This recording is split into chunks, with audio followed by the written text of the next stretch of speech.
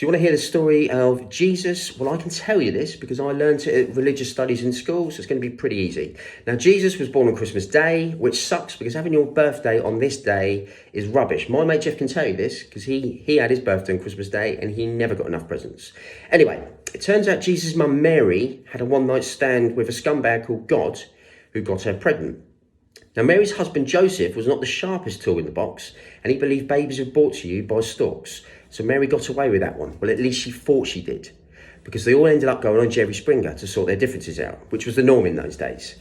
Mary refused to take the lie detector. God just didn't show, which was typical. And Jesus had a fight with a security guard. Now, Jesus ended up getting picked on at school. The obvious reason was for going on Jerry Springer, because why would you? But also, he didn't look like his dad. Not his real dad, his pretend dad, Joseph. So Jesus started telling lies at school, massive lies.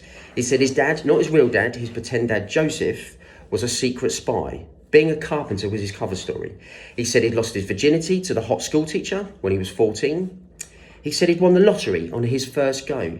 He even said he'd watched the new Star Wars film, even though it hadn't been made yet. He said he punched the punch machine so hard that it fell off.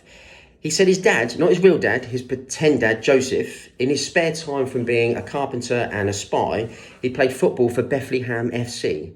So the lies continued and everyone was getting fed up with him, even his dad, God, not the pretend dad, Joseph.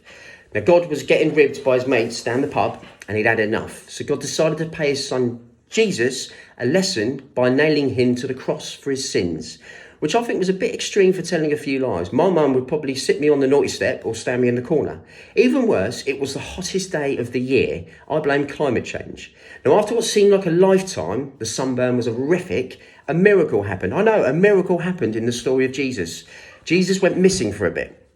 Now, some thought he died. Some thought he'd actually fell off the wagon. Turns out he got lost on an Easter egg hunt. Yep. And typical Jesus, he found 100 eggs. And he even said he found a goose that laid golden eggs. But everyone just rolled their eyes and said, bullshit. Now, Jesus was now going for his pretentious phrase, calling himself the Son of God. Now, I felt sorry for Jesus. No, I didn't. I felt sorry for Joseph. You know, not his real dad, his pretend dad. Now, it turns out God was a real scumbag because he was now selling his sperm to people that couldn't have children. Now, it became such big business that he opened a shop and called it the Children of God. What a tosser. Now, finally, his dad, his real dad, God, not his pretend dad, Joseph, took him to one side and said, look, son, you've really got to stop telling lies to people. Stop telling them to everyone you meet. Why don't you do something with your life? Why don't you write them down in stories or something? Or in a book, you know. So Jesus said, for God's sake. See, Jesus still wasn't calling him dad, which really annoyed God. He said, right, I'll write them in a book. I'll write them in a book for hotels, okay? And we're going to call it the Bible. And this was a massive seller. It was top of the fiction charts for ages. However, Jesus still wasn't happy. He said he'd wish he'd written the Harry Potter books. He would have made a mint.